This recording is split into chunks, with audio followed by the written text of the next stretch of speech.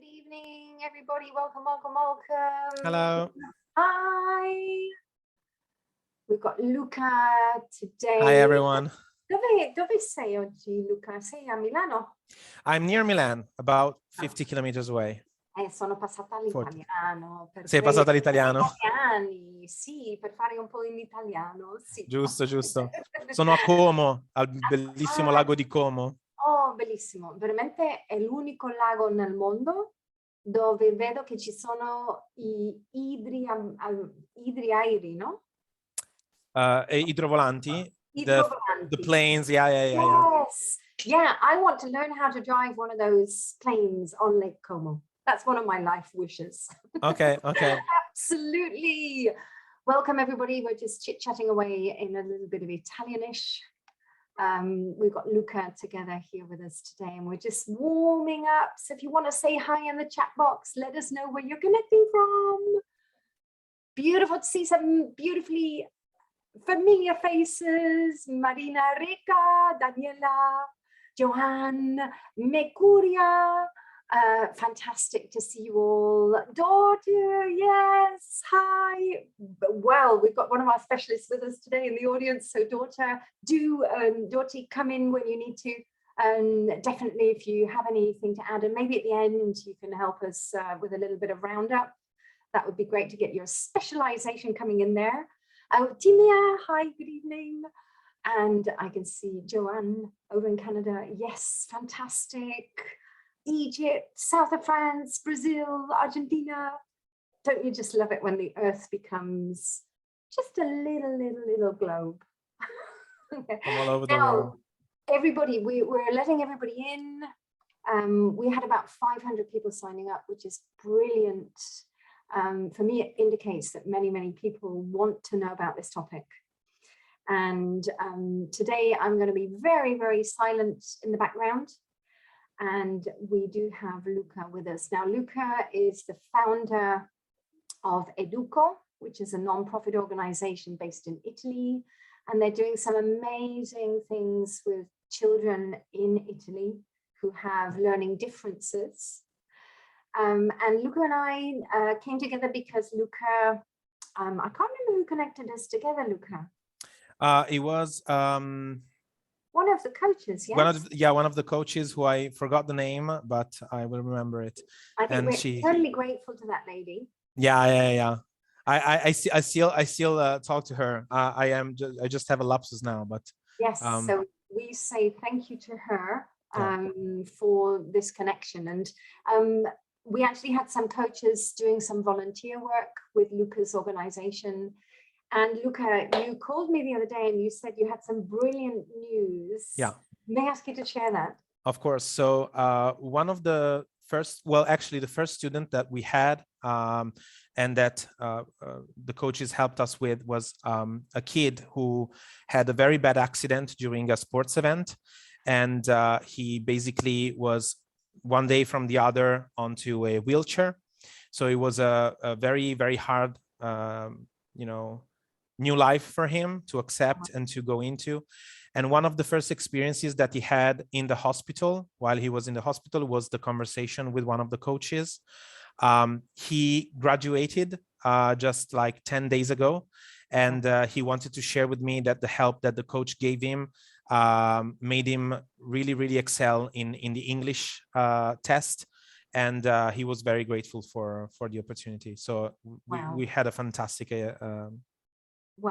piece of information. Yes. And obviously we're keeping confidential names of the coach and coachee because of the process. But yes, to that neurolanguage coach, congratulations, because you did an amazing job. And congratulations to the coachee for such an amazing job. Now, we are going to move into Luca's presentation. I'm going to go quiet in the background. If you have any questions, if you can save them to the end, or if you do want to put them in the chat box, please remember them, because if I miss them, I might not remember to come back to them. So if you have a question, write it down on a piece of paper for you, and then at the end, we can bring it out. And Mariana, I'm always a little bit sad when people ask right at the beginning if there's going to be a certificate. I always hope that you're more interested in the content of the webinar than actually receiving that certificate at the end. But just to assure all of you, yes, there will be a certificate of attendance. So don't worry, there will be a certificate, but I really hope that it's the content that you're here for and not just the piece of paper. Absolutely. So Luca, on Let's stage. go, let's go. Yeah, Okay. I'll share my screen. Fantastic. Oh, Let me Beth, know I'm if also you see excited it. about this topic. Yes. Luca. Okay, so you do see my screen, right? Perfect. Everything's Okay, perfect. fantastic. Yes. So thank you very much for being here, everybody. This is it's going to be, I hope, well, for me, it's going to be an amazing experience. I hope for you, it's going to be informative. So as Rachel was saying at the end, if you have any questions, please feel free to answer them. You'll see also my contacts at the end. So of course, this presentation is going to be high level. There are a lot of depth that we can go into with learning difficulties. So if you have any follow-up questions, you will see all my contact details. Feel free to reach out. I'll be more than happy to help you with whatever you're struggling in the teaching space. This presentation is going to be about the specific learning difficulties, or as I like to call them, differences. And we'll see why I prefer to call them differences, as they do in Italy, instead of difficulties or disabilities. I want to share a bit about who I am. So I started teaching kids with learning difficulties in 2010, a bit by accident. So basically, one of my students back in 2010 told me that he was diagnosed. I didn't know anything about learning difficulties or learning differences. And I started to read and to get information. It was harder back then because there wasn't a lot of awareness. But I started to basically, through word of mouth, to basically receive a lot of requests for kids with learning difficulties. So I really specialize myself in all areas of learning difficulties. So much so that in 2017, I founded the charity EduCo, which basically helps students with learning differences in Italy, in the Como area, to cope with the added cost of education, because a lot of kids with learning difficulties need private tutoring to get a constant help. So what we do is we raise money to basically give this private tutoring at a very, very low price or for free. There's more about EduCo as well later, and how can you maybe help to help us with our projects. We created at EduCo 3 recurring projects on sustainable education. One that's mainly towards kids with learning differences, which basically gave them thousands and thousands of hours of private tutoring at a very, very low price. Another one that we are very, very proud about, which is in the spectrum of autism. So we have a recurring projects for ASPs, so kids with Asperger's and kids with autism, high functioning autism, and they get every single hour of private tutoring for free. And then we have a third one, which is about other fragilities, which is, for example, poverty. So people that cannot have that don't have the means to pay for their education. We have a recurring project for them to get private tutoring. Let's see what we'll learn. So as I told you, it's going to be mostly a high-level presentation. In 1 hour and 15, we will cover as much as we can, but it's not going to be in very much detail, but I want to outline what we're going to learn today. So we're going to learn why specific learning difficulties or differences occur. I will use difficulties and differences interchangeably, and we'll see why they're not an illness. And in my opinion, they're not a disability, okay? We'll see why it's important to be aware of learning difficulties and how many people are affected by them, which is an important topic. We'll see the 4 main categories of learning difficulties. There are more, but as I said, fortunately, there's not enough time, but we'll see the 4 main ones. We'll see how learning difficulties are detected and how they are quantified. So we'll see some real life tests that are given to students to understand if they have learning difficulties. We'll see what compensatory tools and educational accommodations are, which are 2 of the most important tools in our hand to help kids with learning differences. We'll see what works with kids with learning difficulties and what doesn't. And we'll talk about a bit more about EduCo and how can you help students with learning difficulties through us. So the first question is, why do they occur? And I hope it's not too disappointed, but we don't know. Okay, so there's not an exact cause that we can pinpoint and say, if this happens, then I'm 100% sure that the kid will have a learning difficulty. This is not something that we know, but we do know something. Okay, there are certain risk factors that we can see that help us understand if the kid is more likely to have a learning difficulty. So we basically look at the population of kids with learning differences and without learning differences, and we see similarities between them. And we extrapolate those similarities that help us understand what are the risk factors that can contribute the development of the learning difference. So one is genetic reasons. So we see that if the parents have one of the parents or both the parents have a learning difficulty, then it's more likely than that the children will have a learning difficulty. It's not a given, it's just more likely. So we looked, there are some genes, okay, the ones in the DNA. There are some genes that we can see have a higher chance of developing a learning difficulty. Traumas during childbirth is another reason. So it's not a given, not all children that experience trauma during childbirth will develop a learning difference, but this is one risk factor that can contribute. Also traumas during the age of brain development and before school age. There are environmental factors. For example, there was a study that showed how in polluted cities, it was more prominent to have kids with learning differences. Disparity between the technological development and the school syllabi, which means that sometimes, since technology is moving so fast, let's talk about cursive, for example. I used to use cursive outside of school as well. I wrote letters to my grandma. I wrote diaries. Nowadays, with WhatsApp, with PCs, with tablets, students don't use cursive anymore. So it's easier for them to develop a disparity, a difference in how they use cursive and to experience some difficulties with it.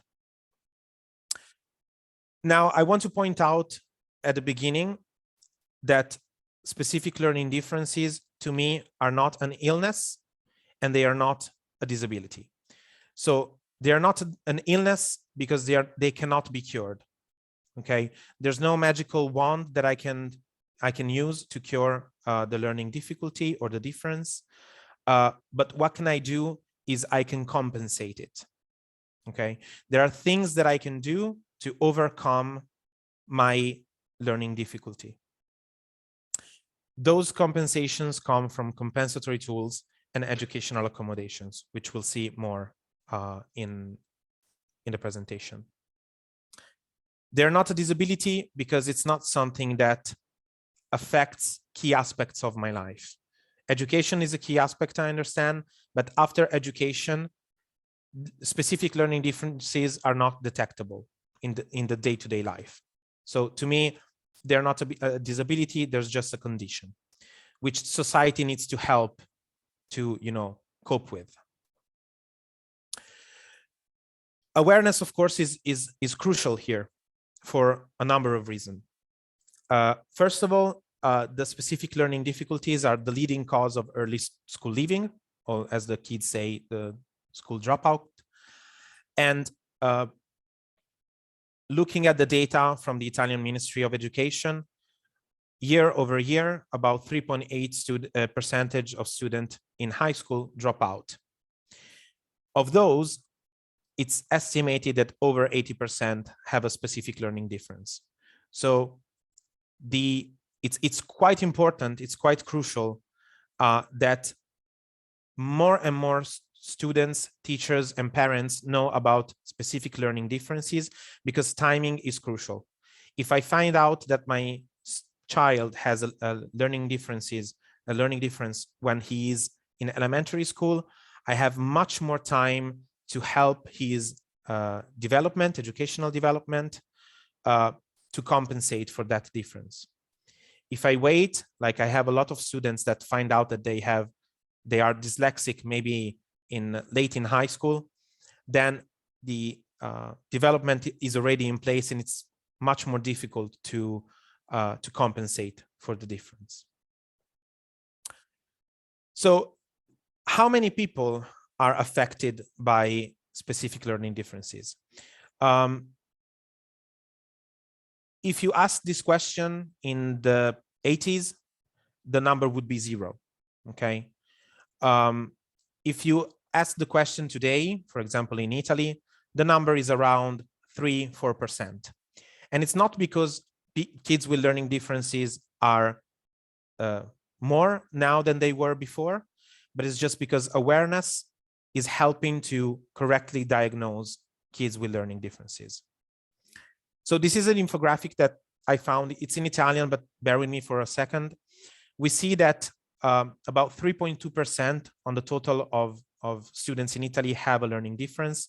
There are regional differences. So in the north, where awareness is much more prevalent, and it's when the knowledge about learning differences is more available, it's about 4.8%.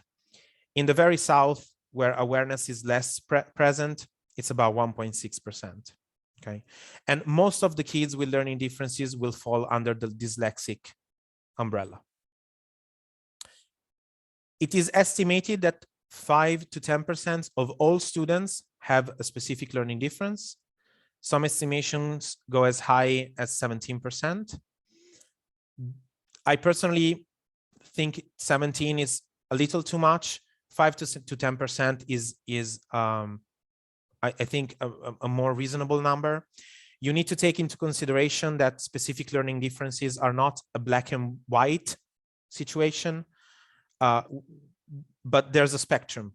Okay, so there are a lot of ways and a lot of weight in specific learning differences. I can be extremely dyslexic or borderline dyslexic, which means lightly dyslexic. So there's a big umbrella of cases that can happen in kids. Let's talk about the big 4. So the main 4 categories, there are more than 4, but we'll see about them maybe in a later webinar, are dyslexia, dyscalculia, dysgraphia, and dysorthography. Very, very broadly, dyslexia affects reading, dyscalculia affects counting, dysgraphia affects writing, and dysorthography affects spelling. To understand what these words mean, are a bit obscure. We need to look at this word. Don't worry, you're not suddenly dyslexic. It's just Greek, okay? And this symbol basically means the prefix dys, which is present in all 4 words that we are seeing.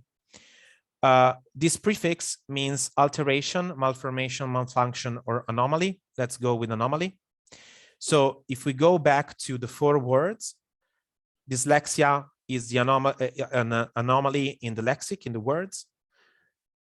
dyscalculia in calculations, dysgraphia in the handwriting in a graph, and dysorthography in the orthography or spelling.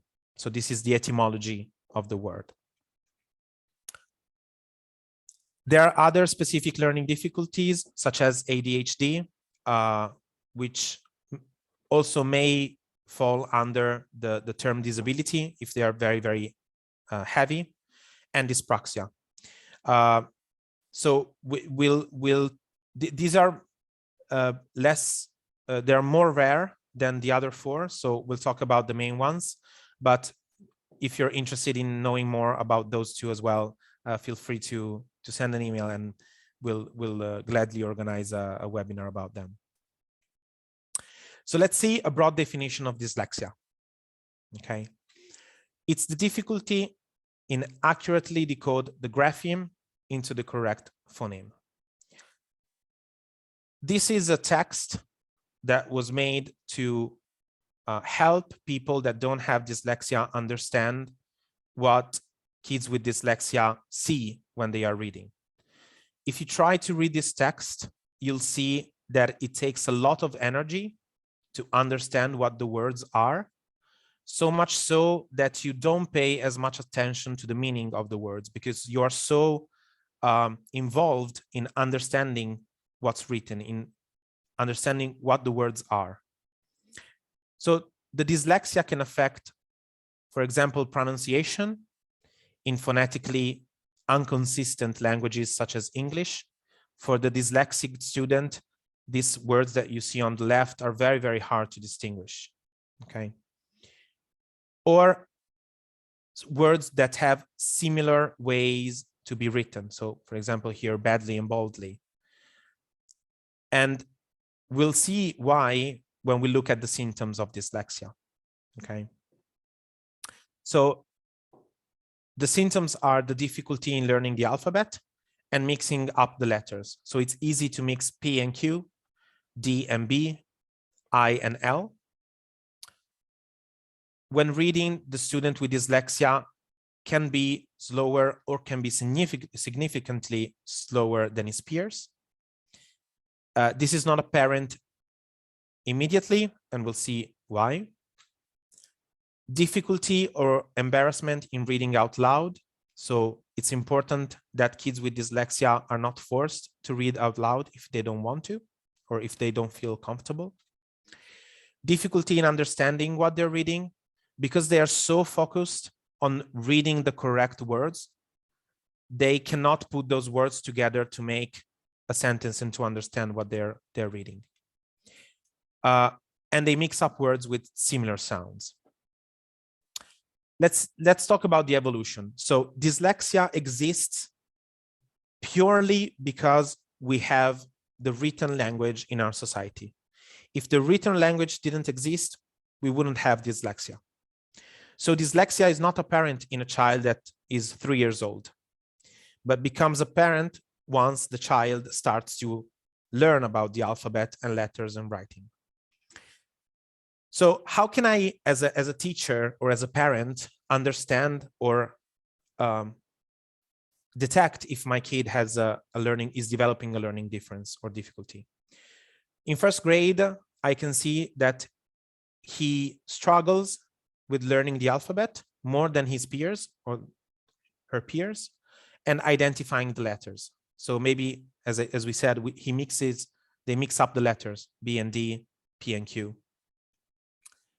Second through fourth grade, I start to see the differences with their classmates. Students have a hard time decoding the grapheme into the correct phoneme. So it's easier for them to read the wrong word. And it's easier for me to see that kids with dyslexia are using more energy to read, and they are slower in the process. From fifth grade onwards, reading is developed. The student spends a lot of energy decoding the words. He very rarely understands the meaning of what he's reading. And this is a big impairment when it comes, for example, when it comes to studying pages and pages of history or biology. Okay, so studying by heart. What are the consequences of dyslexia? The student with dyslexia dislikes or hates reading. It really gravitates more toward videos or audios and steers away from books. The student with dyslexia gets tired fast while reading. So it's an occupation that for them is very, very tiring. Struggles with studying by heart. So if he needs to study, I don't know, poetry or some pages of the book, is going to have a hard time remembering what he studied. The student with dyslexia can be very, very anxious, of course, because of all the tasks related to reading. So especially if teachers ask the kids in the class to read out loud, they can develop such anxiety that it's psychosomatic, and they can start to feel maybe ill or having the flu just because they are so anxious to go to school.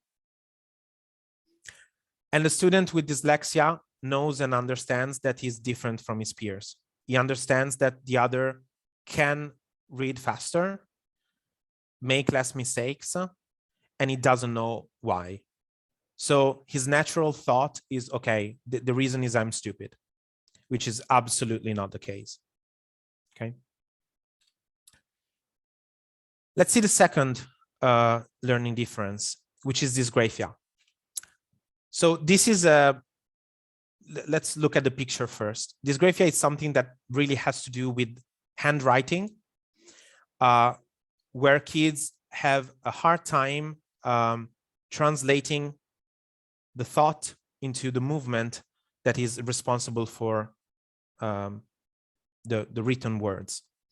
I remember I had one student that I used to help. He really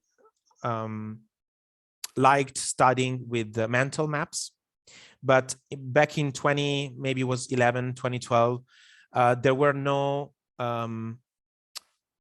apps for the computer that were fast enough. So if you use the computer, it took a lot of time to create a mental map. So he wanted to use the handwriting, but his handwriting was so difficult to read that sometimes he was coming to me to ask what he just wrote because he just forgot and couldn't understand. So imagine if you are in school for 5 to 6 hours, taking notes, then you go home, you want to start studying the notes that you have taken, and you don't understand what's written. This is a big problem. So dysgraphia is the inability to write coherently with a good trait and without omissions. The symptoms are awkward pencil grip and body position. So typically the kid with dysgraphia tends to rotate the paper where he's writing and tends to have very, very weird grips around pencils and pens. We don't want to correct them harshly. We want to gently suggest them to maybe try a different position or a different grip on the pen and pencil. It might not work. Illegible handwriting, of course.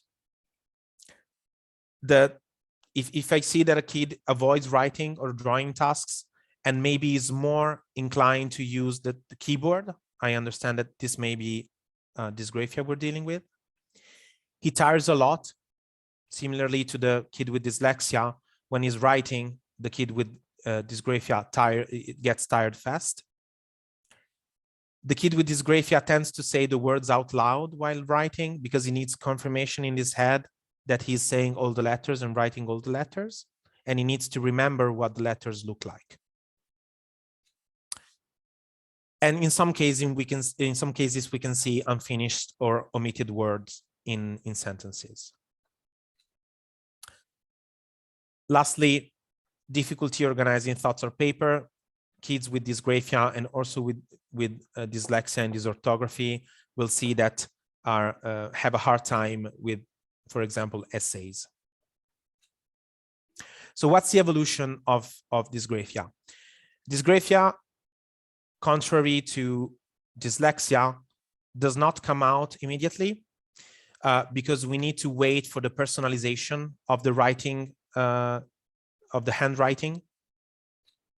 So around third grade, during the phase of personalization, the student has a hard time, as I was saying, with gripping the pen and having a good position while writing. And despite the lines in the paper, he struggles to write in straight lines. Around fourth grade, from fourth grade onwards, the other students move on from capital letters to lowercase block letters and cursive. But the student with dysgraphia prefers using capital letters. And it's important that they are allowed to do so. We'll see later. So the consequences of dysgraphia. First of all, the kid with dysgraphia dislikes or hates writing. Similarly to the kid with dyslexia, he doesn't want to do the tasks that are so tiresome for him or her.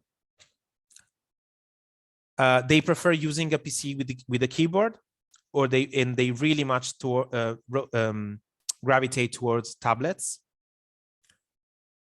They do not understand their own notes, which is one of the main problems, is that they are not able to learn what they're supposed to learn because they don't know what's written in their notes. And similarly to the kid with dyslexia, we can see a lot of anxiety and a lot of understanding that something's different, something's wrong. Dysorthography. You see in the image here, the task is to, of course, circle the correct spelling of the word. Dysorthography is the difficulty to recognize, understand, and reproduce written symbols. How is it different from this dysgraphia? A kid with dysgraphia might be excellent at spelling. Okay, so there are two different things. They can coexist. There can be one, there can be the other. Dysorthography affects spelling. So kids with dysorthography may have a very, very beautiful handwriting, but they struggle a lot. They have a hard time with spelling words, especially in phonetically inconsistent languages such as English. Of course, the symptoms are, first of all, spelling mistakes. So some spelling mistakes are understandable when we're starting to learn words, but they continue through the development. They confuse and misuse articles and prepositions. They don't know how to use apostrophes and accents as well. They confuse letters. They mistake spoken and written words. And the evolution starts from the first grade. So when I'm learning the alphabet, I mix up the letters. Second through fourth grade, they start to have a hard time writing more complex words and sentences. This, of course, varies a lot based on the language that they speak. In Italian, for example, there are some syllables that are harder than others, and they struggle on those syllables. In English is, the phonetic inconsistency is the main problem. From fifth grade, spelling is a tiring task. So writing essays is a tiring task. And the dysorthographic student wants to use the PC because he has autocorrect or spell check. What are the consequences?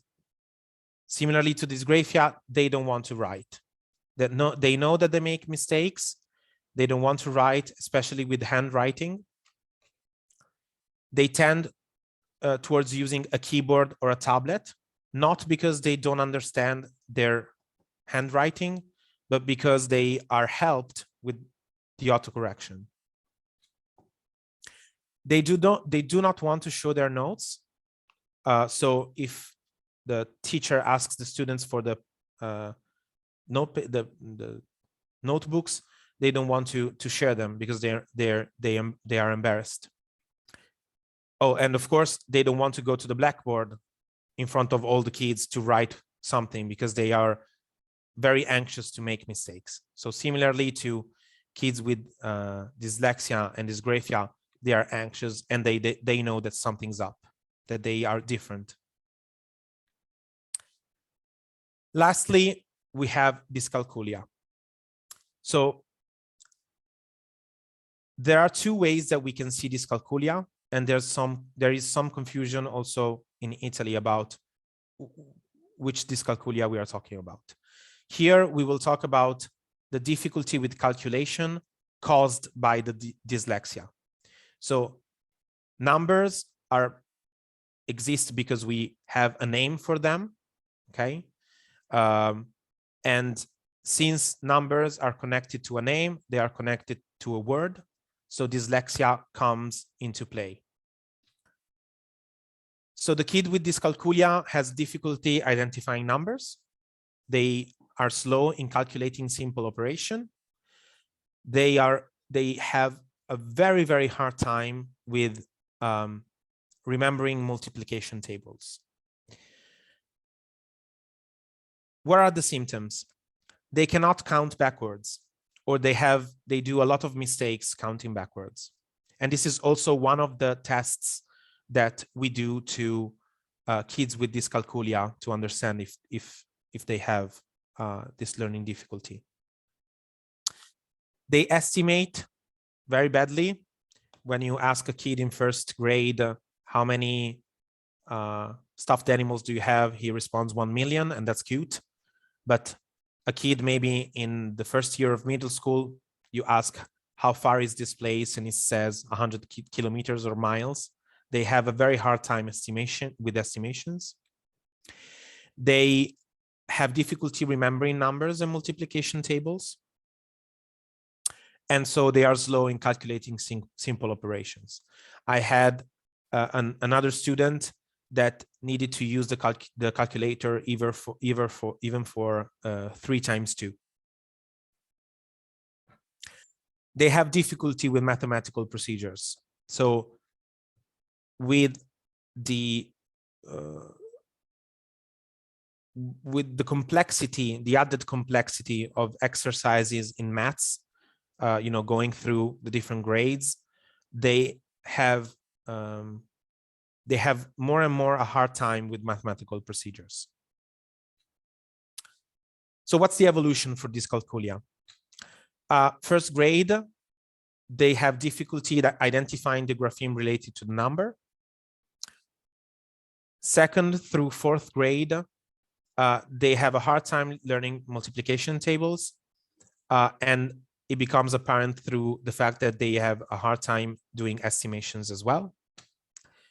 From 5th grade onwards, the student doesn't understand the data of a problem, so doesn't know where to start, and makes a lot of mistakes with calculations. For example, with equations that have a lot of steps, it's very, very easy for them to get lost. Consequences. They hate math-related tasks. For example, calculate change when they have to pay for something. I had students that before, we had mobile phones with calculators, they had like little tiny calculators so that if they went to the supermarket to buy something for their parents, they would calculate how much the change was before going to the checkout. They get tired fast, of course, during math exercises because they take a lot of energy for them. They do not understand the guidelines of problems. They do not know how to pinpoint the data and how to use the data in mathematical problems. And of course, they experience the same anxiety and awareness of being different that kids with other learning differences experience. So now that we have a general idea of the different learning differences, we should know how to detect them. So parents are the first, entry point in detecting the specific learning difficulty. If we think about teachers, a lot of them have classes with a lot of students. There are, for example, here in Italy, classes with like 20, 25 kids, and it's easy to miss some signals. So the parent is usually the first one that notices that something is wrong. It's taking a lot of time to learn this process that for my friend's kid is very, very easy. So they observe tiredness, slowness, and very, very low motivation and self-esteem. Teachers, let's hope they observed increased gaps with peers. So they notice that kids with learning differences are staying behind. Once teachers ideally observe this and detect these differences, they should notify the parent, and the parent should go to a professional so that the professional can assess the situation and give a test to quantify the specific learning difference. Specific learning differences, as I said, are a spectrum. So it's important to understand how dyslexic a kid is, how dysgraphic a kid is, and so on. Why do I call them a difference? And I prefer calling them a difference rather than a difficulty. This graph, I don't know if you have ever encountered it. It's called normal distribution or Gaussian bell. What it says basically is that most of the population, when you look at some phenomenon, gravitates towards the middle, towards an average. So we can see here at the bottom, -1 and the sigma symbol, that's a standard deviation. If I am looking at a kid with dyslexia, for example, and I ask him or her to read 100 words, let's say that they take 200 seconds on average. Some take 205, some take 195. That is my average. And if people fall into the first standard deviation, so between the -1 sigma and 1 sigma, it's a average result. There's no specific learning difference. Outside of that area, if they take a lot of time to read the words, or if they are too fast at reading words, then there might be a learning difference. And it's called a difference because you test thousands and thousands of students to understand the average behavior and the average amount of time that they take to complete a task, or most importantly, the amount of errors. Because we may think that a kid reading 100 words in 10 seconds is a good thing, but if he makes mistakes or they make mistake in every single word that they read, even if they took 10 seconds, they do not gain anything from reading what they read.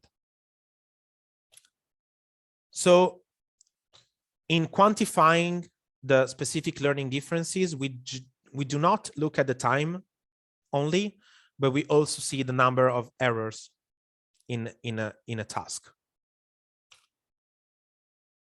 So we have some tests that are typically given. This is very much my experience in Italy. So in order to detect dyslexia, we usually ask kids to read a list of words or non-words. So non-words are basically words that don't exist in a language. Reading a list of non-words is helpful in languages that are phonetically consistent, like Italian is. They're not so great for phonetically inconsistent languages because we may have different opinions on how to read a non-existing word. And of course, it's reading a small essay of words or non-words. And we'll see live a test that kids are given. So we'll see how many words and how the test is done. Dysorthography, dictation exercises. I read the words out loud, so the kid doesn't see them, and he has to spell them out. Essays, and we test the speed of writing, and we see how many mistakes they make. Dyscalculia, typically, we ask them to count forward. I put an example. It's before it was 0 to 100. Now it's 80 to 140. So it's not few numbers, it's a lot. And we count how many mistakes and how long it takes. Counting backwards. And also we ask for multiplication tables. For dysgraphia, we basically, there are some tests we can do, but basically mainly is the qualitative assessment of handwriting. So if the handwriting is ugly or is not ugly, it's a qualitative aspect. We need to know if a kid has like a very, very bad handwriting, but it completely understands everything, it might not be such a big problem. Maybe it's for the teacher that needs to correct the exam or the homework, but it's a qualitative assessment. So if it's the handwriting is not clear to the kid itself, then we of course have a problem. This is a list of tests that are given typically to kids. If you want to take a screenshot, you can maybe look for more information about them. They are basically tests that are conducted on tens of thousands of kids to, you know, create those standard deviations and that curve that we saw before, to understand what's my average and what is okay and not okay with the you know, how much time, how long do I need to take with reading words or counting backwards, so forth and so on. So this is a website that we're going to look at right now. This URL basically downloads for you a test. It's in Italian, but it gives you a pretty good idea of a test for dyslexia. There's a QR code, so I'm going to give you about 20 seconds to read the QR code or to take a screenshot of the QR code so that you can also access the resource afterwards. This is one of the tests that we're going to look at right now that's given to kids with learning differences to detect for dyslexia. So let me share here. Could you guys let me know in the chat if you see the new? Okay, fantastic. Thank you. So bear with me. I'm sorry for it being in Italian, but it's one of the tests that I know best. So this is an exercise that's given, as I said, to kids. Of course, we have the data and the age and the grade of the kid. We are some tables that we are going to compile when we give the test to the kid. And let's go and look at the list. For example, here, this is a list of words that the kid needs to read. For every word that I see, it's written the number of syllables that compose the word and the frequency that I can expect the word to appear in the Italian language. So pane is bread, is of course something that I say a lot of times. It's basically the frequency of the word inside language. Trattore is tractor. Probably I say it less than I say the word bread. So there are some instructions. I say to the kid, now you're going to have to read to me some words. They are written in a column. Try to be quick and to be accurate. For each list, I take note of how much time the kids take and how many mistakes the kids do. Every word counts as one mistake, even though in the same word there may be more mistakes that the kid makes, it counts as one. Autocorrections of mistakes are not counted as mistake. The first column is not part of the test. It's an example to make the kids comfortable with the test. So when reading, I take notes of the time and the errors. And then I, of course, compare those to my average. We see here also some, what I was talking about, non-words. These are words that don't exist in Italian language. It's something that we can do because there are absolutely no interpretations as to how this word may be pronounced if it existed in Italian. So this is why I can do this type of test. The instructions are, now you're going to have to read some words that don't have any meaning. They are written in column. Try to be quick and try to be accurate. For each word in the list, I take note of how long the kid takes and how many mistakes are made. Again, every single word, every single error counts as one error, even if there are more errors in one word, and autocorrections don't count as errors. Okay. Going forward, there are two essays. Instead of being in columns, it's like if it was like a story, but with made up words. And there are two that are given. Again, non-words. And this is the test. The reason that we use non-words is that we want to be sure that the kid has problem with understanding the grapheme. So if I give him words that he knows, maybe he does not know exactly how to read the CH sound in Italian, but since he knows the word that he's going to read, he's going to say incorrectly. So the non-words are very, very important to understand if they know each syllable, how it's pronounced. Let's go back to the presentation. Okay.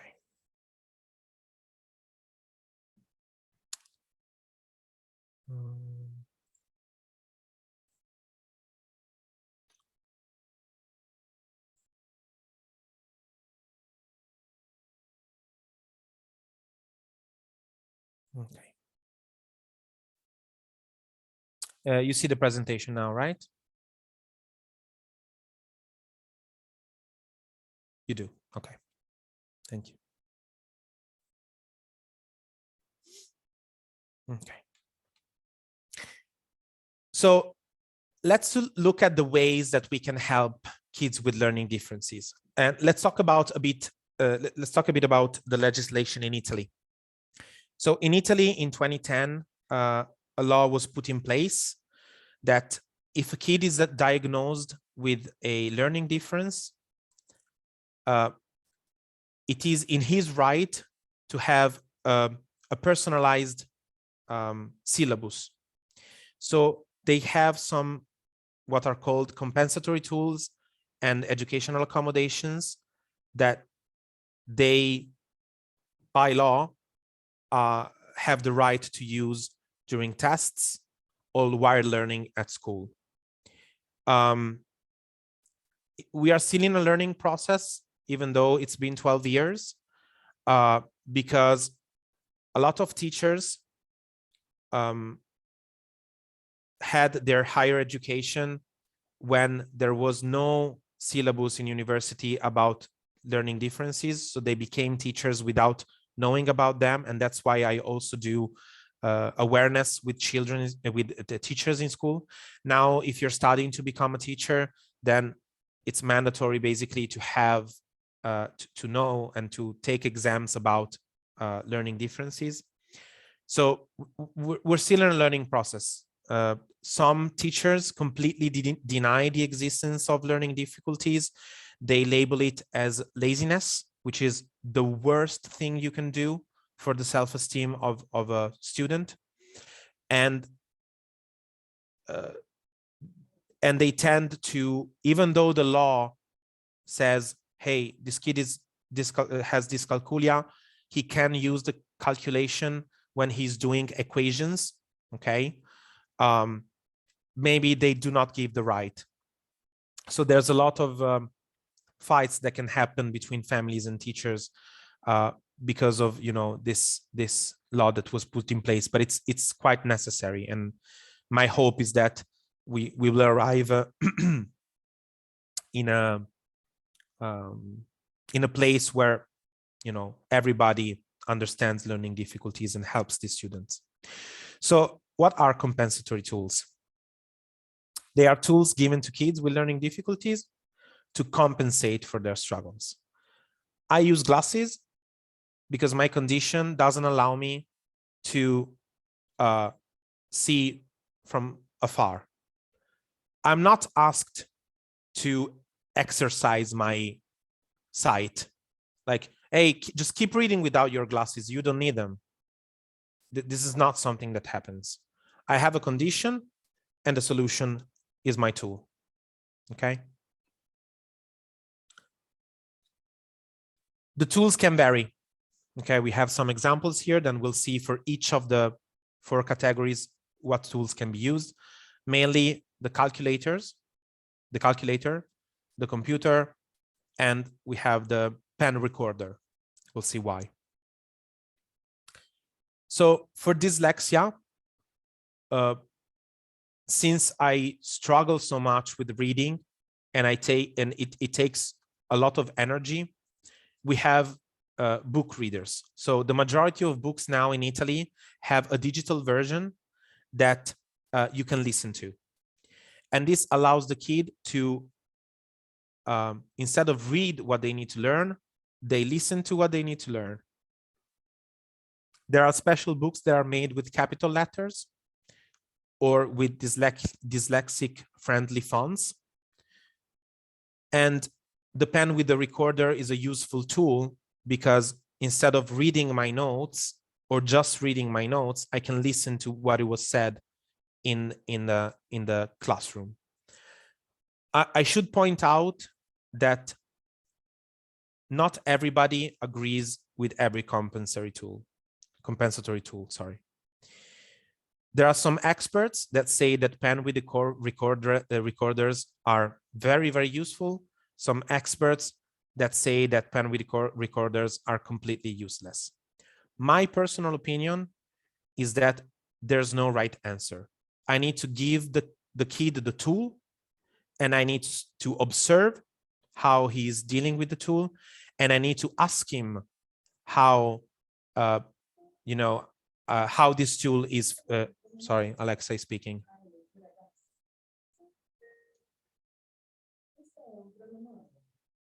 Okay, should be. So I should ask the kid with learning difference, do you like the pen with the recorder? Is it helping you? For me, there's no right or wrong answer. Something I can try with my students, I'll try it. If they tell me, hey, this is not working, I trust them. Dysorthography, PC with spell check. I know that it should be like, it should be something that we all know how to do, which is spell words. I can see a lot of people in comments in Facebook, YouTube, whenever someone has an opinion, if they make any spell mistakes, the comment is, well, you made spelling mistakes. Why should I listen to your opinion? As if their opinion is somehow validated if they can spell or not. Maybe they have a learning difference. Maybe there's a reason why they cannot spell check. It's not that I cannot spell check, I'm ignorant about a topic. So let's talk about the the world of jobs, I'm never going to, not having a spell check at my disposal. If I need to make a presentation, I have my computer, I have my PowerPoint, I can use spell check, and I can give the presentation to someone without being embarrassed because I know that it was spell checked and it was correct.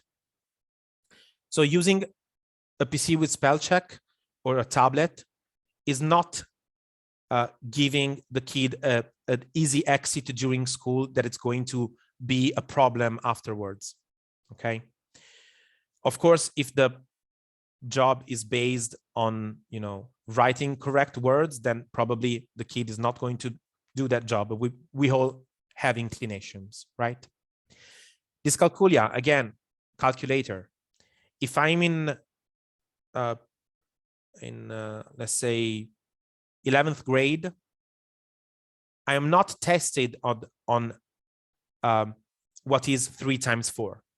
I'm tested on long equations and exercises.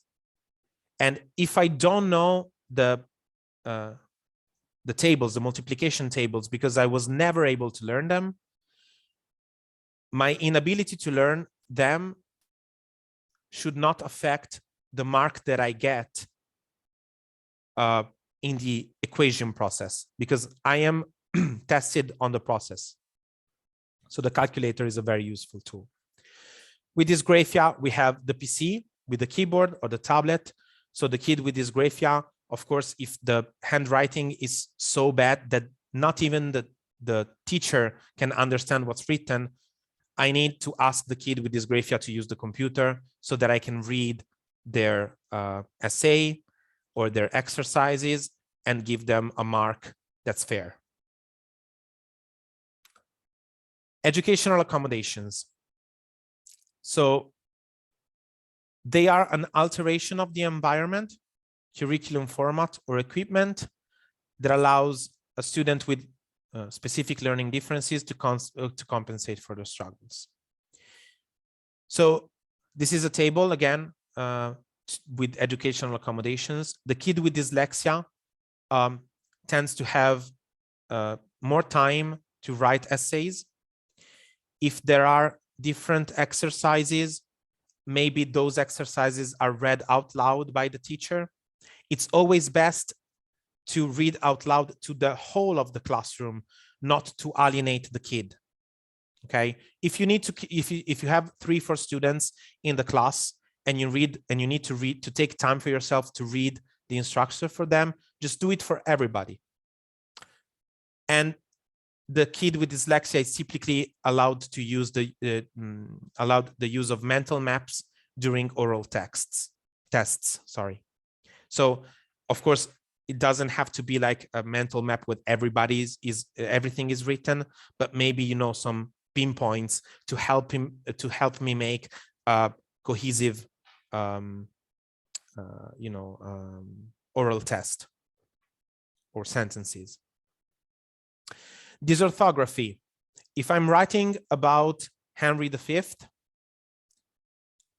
and I write a word wrong, that should not count towards my mark in history. Some teachers take into consideration spelling mistakes in other subjects other than the language that they speak. The kid with dysorthography needs to show that he did the exercise of learning the history lesson, and the spelling mistakes should not count. They should be allowed to use spell check, of course, and they should be allowed to have more time for essays. This, by the way, I want to stress out the fact that it's not that a kid has dyslexia, so all of these need to be applied. It's very much a personalized thing, okay? And the kid with dysorthography tells me that he prefers to write with the pen anyway. I don't force the use of the PC. I need to listen to the student. I need to understand what he wants, what he is capable of, and where his anxiety or embarrassment end. I had a lot of kids with dyslexia who wanted to read out loud because they wanted to try, and we should allow them to do so. Dyscalculia, more time for tests or reduce the number of exercises. If I give a math test with 10 exercises, either I give them more time or I reduce the numbers of exercises needed to take the maximum of the highest mark. Or I allowed the use of calculator during tests. So the calculator is my tool, which I can use during lessons or my exercises at home. The educational accommodation is to allow the use of the calculator during the tests. Dysgraphia, allow the use of capital letters at any grade. We do not want to force the cursive. The cursive, it's not going to be a key aspect of anyone's life anymore. It's not like the kid without cursive is not going to have a good job. Okay, so if the kid doesn't feels uncomfortable with writing in cursive, allow him to use capital letters. Allow the kid to have more time for essays, and allow the use of spell check with the kid of dysgraphia as well. So it's important to see what works and what doesn't with kids, because I see a lot of parents that struggle. You know, they know for the first time, maybe it's the first experience that they have with kids with learning differences. They go online, typically 10 different articles say 10 different things about what works and what doesn't. What I want to give you are general rules. These are not truths.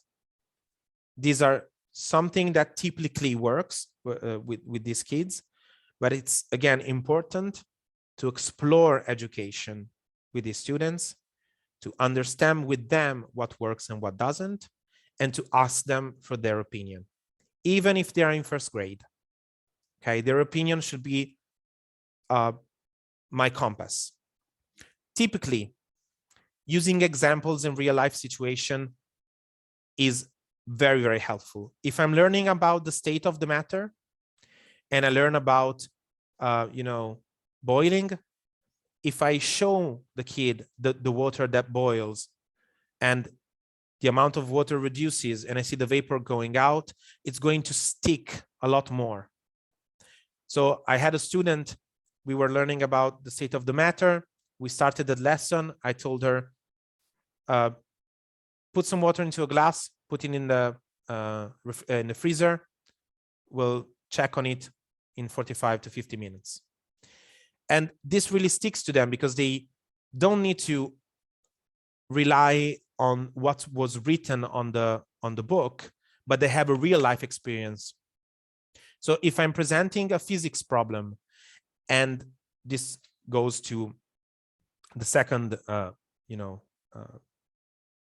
second example that typically works, is that if I'm, for example, doing a physics problem, and I know that the student, has a very good passion, a very strong passion for skateboarding. Instead of a bullet flying, let it be a kid with a skateboard flying. Is going to be much more engaged and is going to be listening to me much more closely. So whenever I'm talking about something in any subject, try to put some of his or her passions inside your lesson.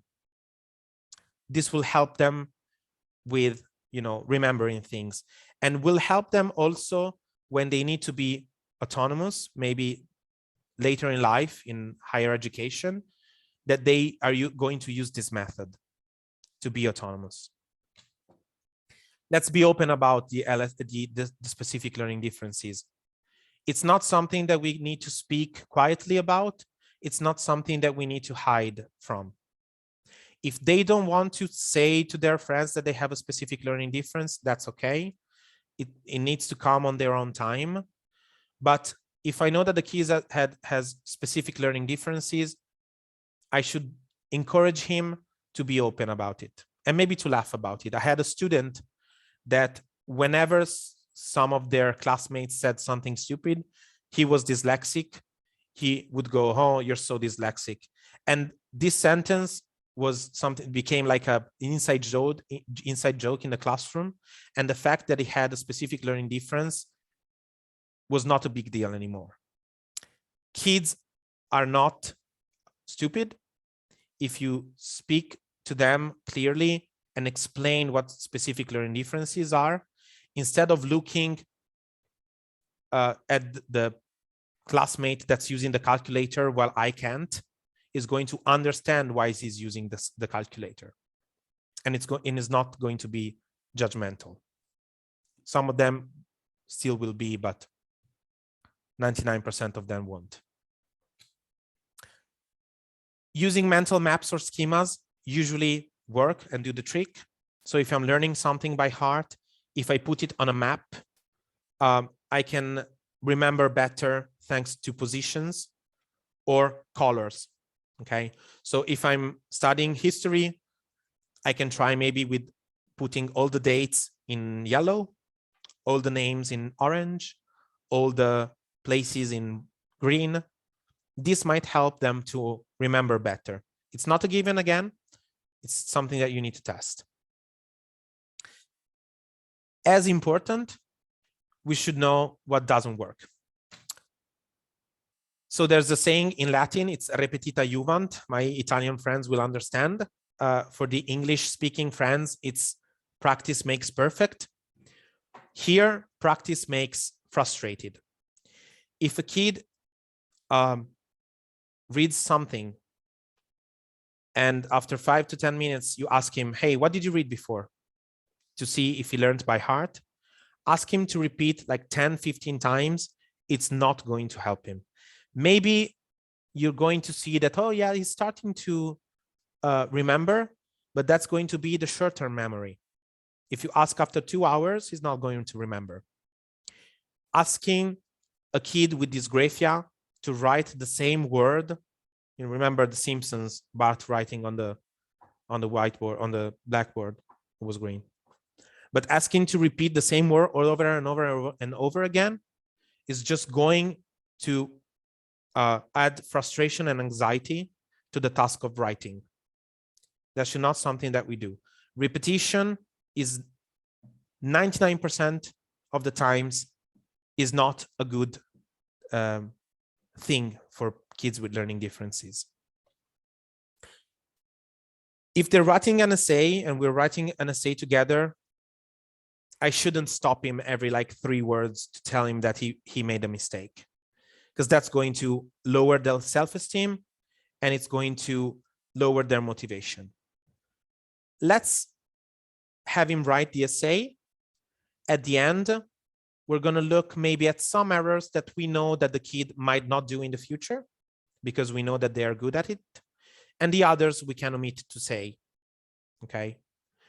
And let's not just tell them what they're doing wrong. Give them compliments when they're doing something good. Even if it's something that for you is trivial, maybe for them is a very difficult task. So do not point out errors every time because it's not going to be a good experience for them, and give them compliments when they do well. Don't use laziness as a way to explain why they are not learning by heart or why they have not finished writing the essay yet. If the kid is on the chair, on the table with their head like this, and they're just looking at the paper, they are lacking motivation in that moment. They do not need judgment. They need picking up. So let's sit down with them. Let's brainstorm together. Hey, what do you want to talk about? What are your passions? What happened yesterday? Is there something exciting that you want to talk about? And try to lit the fire. Let's not force the kids to read out loud, to go to the blackboard to write if they're not comfortable with it. We should respect the fact that they have some kind of embarrassment related to the task of reading out loud. But there are some kids that do not have any embarrassment with making mistakes in front of everybody. Maybe they get a good laugh. So if they want to read out loud, they must be allowed to do so. If they don't want to read out loud, let's not force them. Let's not compare them with other students. Better or worse? Let's not say, hey, but this student took half the time, as well as we shouldn't say, don't worry, this other student has much more difficulty than you. It's going to take like double the time. Let's not pick them up by taking down others, even if they're not present. Do not compare students with each other. Everyone is different, and it's not going to give generally a good message. So I'm going to talk about EduCo, the nonprofit organization, just for a bit to let you know how you can help. Maybe in your country, maybe you can do something similar, or maybe you can help us with, having a more bigger presence. And then we'll go to some questions. It's going to take just a few minutes. So our history started in 2017. 3 friends. Every one of us had something to do with learning differences. We started collaborating in 2018 with schools, and in 2019 we started with fundraising. We have different projects now that I spoke about at the beginning. We have a summer course that we are now giving to students, to Ukrainian children. We are very much in the space of learning differences. So what we do is with the money that we raise through donations or tenders, we also pay for the education of our tutors. So we take tutors from university that want to do private tutoring as a job. We teach them about learning differences. We give them a job. We help them to help the students with learning differences. And the student typically, most of the time, pays way, way less for the service than we are paying the tutor. We need help with fundraising. So if any of you knows someone that can help with European tenders to fund our projects or to expand in Europe, please reach out. We are looking for donations. So if any of you knows about big donors, or if you have experience with crowdfunding campaigns, let us know. It would be very, very helpful for us. Of course, since we have the disparity, we pay the tutors more than the students pay for the service. We very much rely on fundraising and donations to keep EduCo alive. How can you help? Ask yourself, is my country ready for learning differences? Is awareness necessary in my country? Is there a project that I can create, maybe with local fundraising, maybe charities? This is something, or can I help my students? If you have doubt maybe about students of your own, try to think about what I explained tonight and apply those concepts to your teaching. Because if you find out that someone has a learning difficulty, it's going to be much easier for you to help them. So these are my contacts.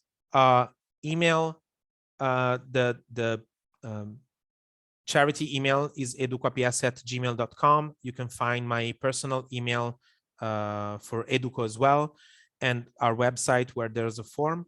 If you want to connect, if you have questions that were not answered here, please feel free to reach out.